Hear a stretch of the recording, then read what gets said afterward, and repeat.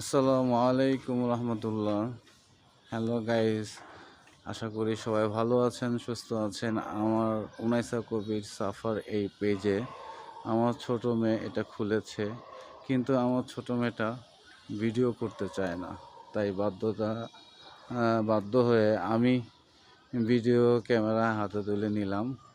দেখি আমার মেয়ের ভিউয়ার্স এবং ফলোয়ার এবং কমেন্ট লাইক কতগুলো পড়ে। এটাই হলো মূলত আমার দেখা।